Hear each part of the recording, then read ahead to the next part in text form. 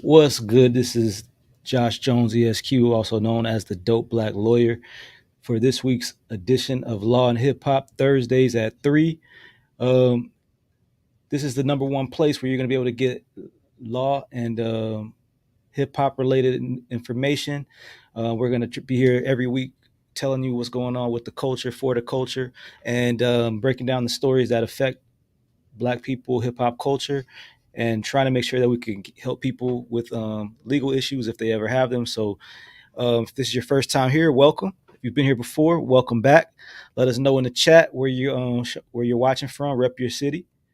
As you know, as always, I'm live from the 305 Miami-Dade County, and yeah, this is Dope Black Lawyer. So, Dope Black Lawyer is a platform that we use to be able to educate people about what's going on with using legal content that's in the news. We also are here to connect people with dope Black lawyers when they need help with representation. So, if you ever have a legal issue, this is the number one place to come and get information. So I don't want to hold you too long today. We got a lot going on. So one of the first things we want to talk about, everybody knows Migos rapper Takeoff was murdered earlier this year in Houston, Texas, and recently they arrested DJ Patrick Clark. He was accused of shooting Takeoff. They believe they have the evidence that he was indicted.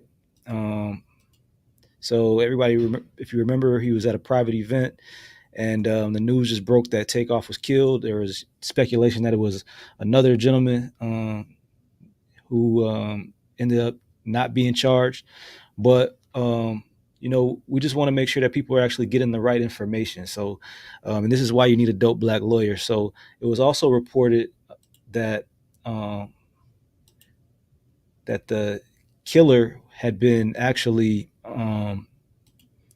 convicted and had received life behind bars. So I don't know. Sometimes I think people do this just for the attention, having people to kind of go to their page and you know get the information just to get the clicks. But it was reported wrongly by this platform in the streets TV. Takeoff's killer Patrick Clark gets indicted and faces life behind bars. But here it says Takeoff's killer gets life behind bars, which is not true as of now. As you know, everyone who's charged is presumed innocent until proven otherwise. So, they got this kind of a clickbait link here, and there's not much more to it. But I just wanted to kind of clarify he was not convicted yet. He's only been charged. So we'll be following the story as more information comes out about the trial for DJ Pat in Houston related to Takeoff's murder. So RIP to the family, and also related to Takeoff. And this is something we actually talked about a little bit last week. But Takeoff did not have a will. Takeoff did not have a trust. Takeoff's mother and father are now fighting over his $26 million estate. It's reported that his father was not involved in his life very much, but now that he's passed on, he has a claim to Takeoff's estate as his father. So it's so important that you make sure that you have whatever you need in place to take care of the people who you love after you pass on. Make sure that your estate is passed on to the people who you want it passed on to. I can't speak for certain, but I would imagine that the people who were in your life and were there for you are the people who you would want to be able to reap the benefits of whatever legacy that you have. So it's important that you speak with someone who can help you to get that put into place. Whatever you need, a will or a trust. Like I said last week, there's an argument that everybody can benefit more from a trust than a will, but we'll talk about that more at a future time. So recently he's become, talk of the town. Even casual boxing fans came to know about Gervonta Tank Davis. About a month or so ago, he was victorious in a fight against Ryan Garcia, who at the time was another um, undefeated fighter. Ryan Davis had a big following on social media, so it created a big fight in Las Vegas. Well, right after that fight, we talked about the fact that Gervonta Davis was going to be on house arrest because he had been in a crash where he injured some people, and the judge ordered him to 90 days house arrest. Well, the judge was upset that he was not doing the house arrest she where she believed. So he was supposed to be with his trainer, but instead he was in a luxury hotel. So he didn't get approval from the judge. He claims that he thought he did have approval for the judge. He says the judge is crazy. But at the end of the day, the judge ordered him to complete the rest of his 90-day sentence in jail. So Tank right now has gone from being with his trainer to being in a luxury condo at the Four Seasons in Baltimore, and now to jail. So his accommodations uh, are nowhere near as nice as what they could have been if he would have gone through the process to get everything approved by the judge. So 90 days is not that much time, but you know, it just goes to show you that you got to do everything in order. Make sure that you follow the advice of your lawyer, do what you got to do to be able to, get what you want. I mean, they already had given him a pretty sweet deal, but you know, he ended up not doing what he needed to do. And then now he's reporting that his Florida mansion was broken into over the last day or so, and that his cars and some of his boxing memorabilia and different things have been taken, vandalized, and things of that nature. So there may be a legal issue there for the people who broke into his home if that's ever substantiated, and we are able to find out who that was, and we'll keep an eye on what's going on with Tank. Wish Tank the best, and look forward to seeing him back in the ring because that's where he's his best, and that's what we actually know him for. So we want to make sure that the best of us are doing the things that we're best at doing. So his gift is boxing, and can't wait to see him back in a boxing ring. So one of the top rappers right now, YOUNGBOY Never Broke Again, NBA YOUNGBOY. He's being sued. There was a concert. It was in St. Louis, and a woman says she was thrown from the stage at the concert. She says she had a concussion. She hurt her back, her neck, her ankle, and has other mental anguish and pain associated with the event.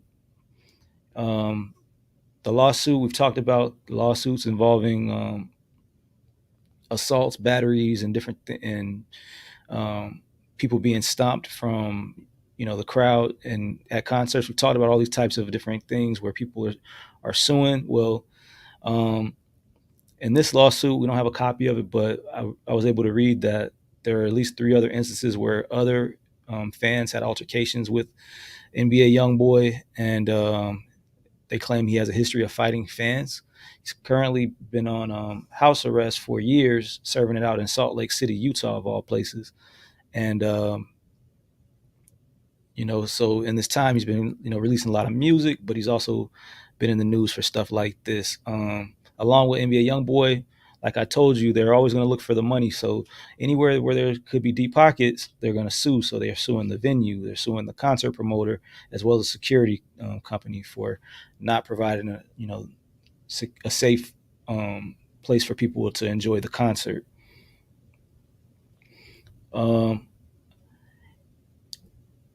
Another story involving a woman. Her name is AJ Owens, out of Ocala, Florida, which is a small little country town, podunk town. She was murdered by that woman who you see, a 58-year-old woman whose name until recently they had not really disclosed, but this woman was arrested for manslaughter for shooting AJ Owens. So the story, if you haven't heard about it, involved this woman getting into an incident with AJ Owens' kids in a field.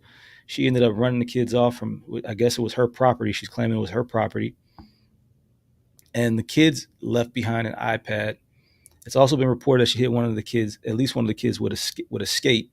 So AJ went to the woman's home, who she was familiar with. They were neighbors, to find out what was going on in this incident. And this woman shot through the door, um, fatally striking AJ Owens. So the woman's name, her last name is Lawrence, Lorincz. I don't know why they're making it hard to get information about this woman. But let's see what her name is, her full name, so we can expose her and talk about her as she should be. Susan Louise Lawrence, Lorincz. So she went with the police. She told them what happened. They released her, and then it took 4 days before they actually brought charges against her for this incident.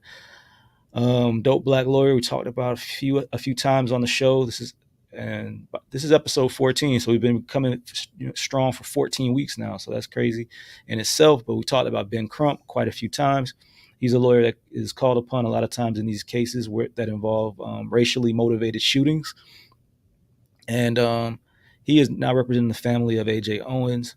And he says, if the roles were reversed and you have a black woman shoot a white woman through a locked metal door, nobody would be saying it's a difficult case. It's a simple case. The only question is, are we going to give AJ the same respect, the same dignity?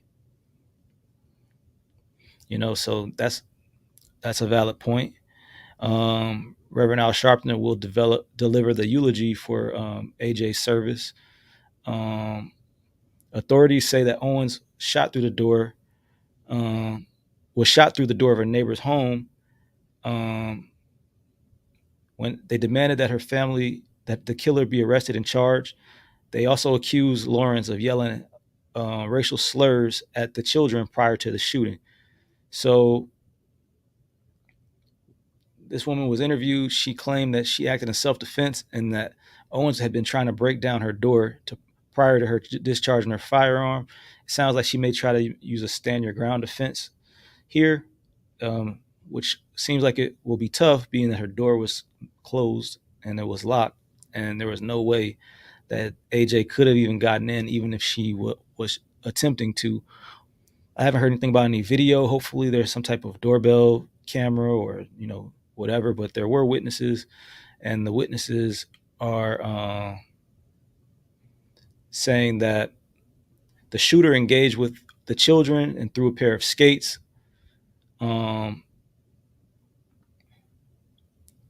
So I don't know. So they're demanding justice for the family. It's sad. The 9-year-old feels remorse, as if it could be his fault for reporting it to the mother. Obviously, any mother would want to assist their child in a situation like this. The family does have a GoFundMe. They've raised about $260,000, and their goal is $1 million. Hopefully, people can pitch in and they can get to that goal. We saw recently the killer of the man in New York City on the subways had raised over $2 million for his defense. So I'm hoping that we can rally around and help this family raise at least $1 million that they're going to need to, take care of these kids, their education and their upbringing. Very sad situation here. But it also makes me think there's been so many other situations recently. Also in Florida, a 60-year-old man was charged with aggravated assault for pointing a gun at a woman's head when they were trying to back up a vehicle in his driveway. So you got that. You got another story talking about the Uber Eats driver who got lost and was doing the same thing, trying to back out of somebody's yard and got shot at.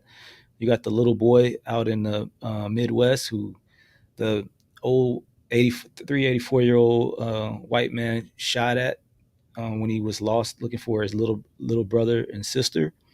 I mean, there's so many instances of these shootings that are taking place. There is a convenience store owner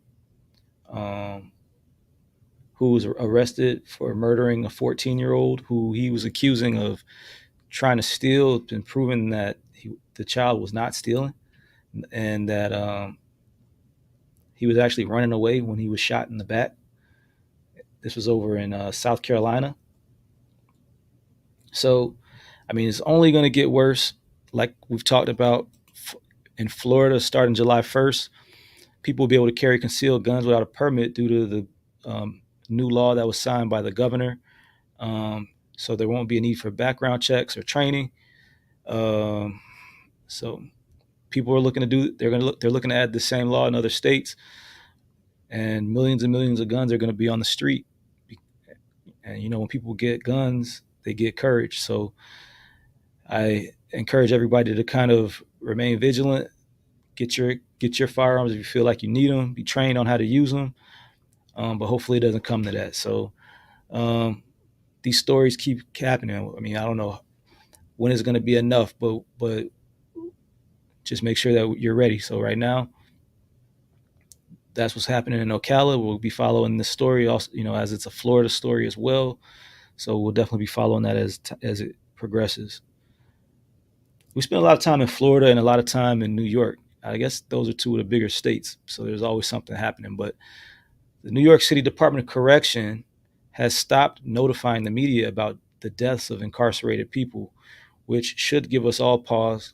Um, you know, they had a death recently. They didn't alert people, um, and there's real time surveillance video that they stopped. So all of this is to kind of not allow for us to know what's actually going on inside of these prisons, and to hopefully, I guess, make people, by not knowing, people won't be able to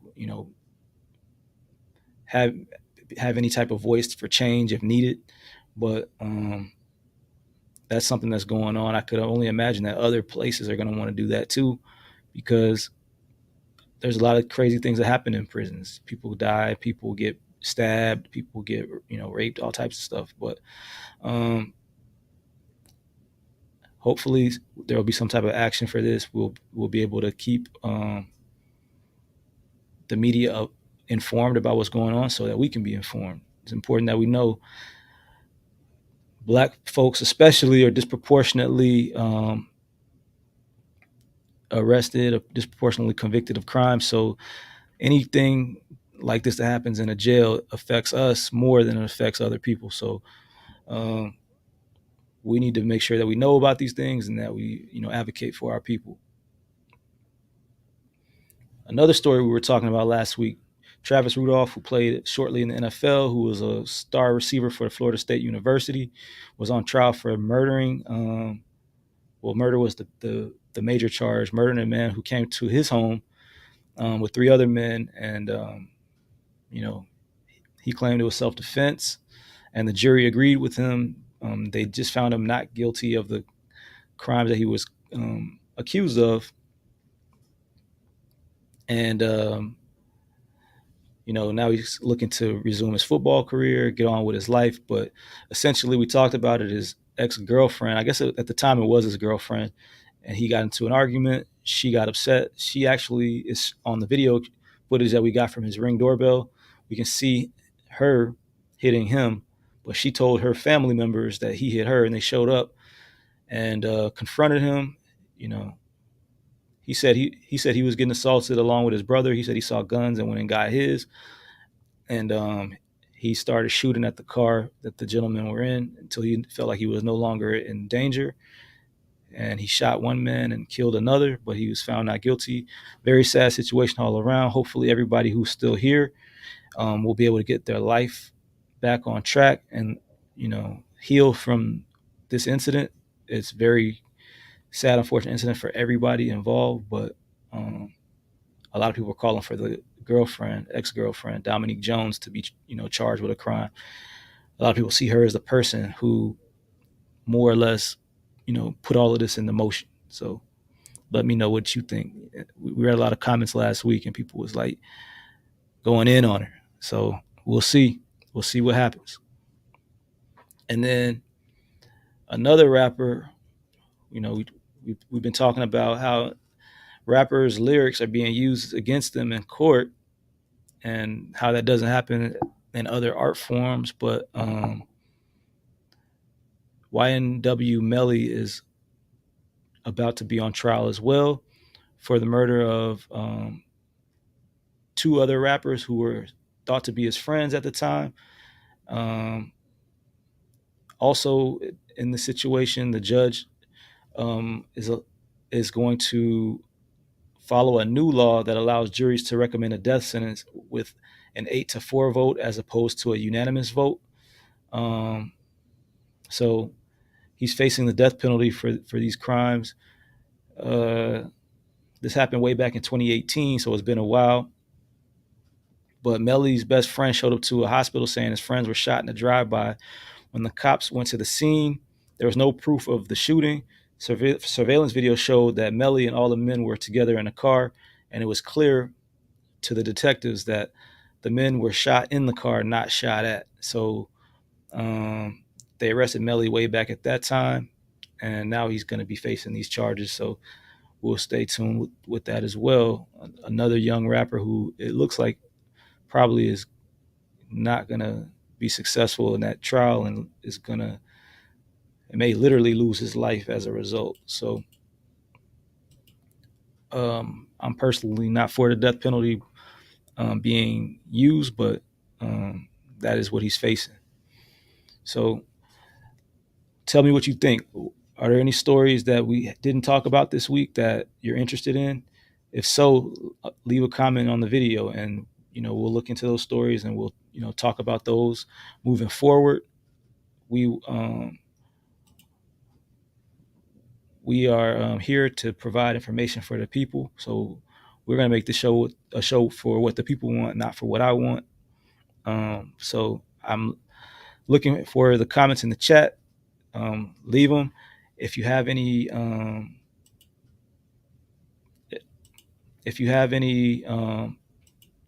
questions, you can leave an audio message at speakpipe.com/dope black lawyer, or send an email to holla@dopebblacklawyer.com, or you can send us DM on any social media platform at dope black lawyer. So if you need a dope black lawyer, let us know. We can help you with that as well. We have an international database. We have lawyers all across the world who are ready, willing, and able to help you with whatever legal issues you may have. If you want to get a will or a trust, reach out to us. I don't want people to be out here and for their families not to be prepared for unfortunate incidents that could take place. So if you need that, let me know. I don't do that personally. We help people with injuries and death cases when things happen, but we can connect you with any lawyer that you need. So remember, if you get hurt or the police pull you over, holla at your boy, Dope Black Lawyer Josh Jones, ESQ. And with that being said, we will see you next week on Thursday at 3.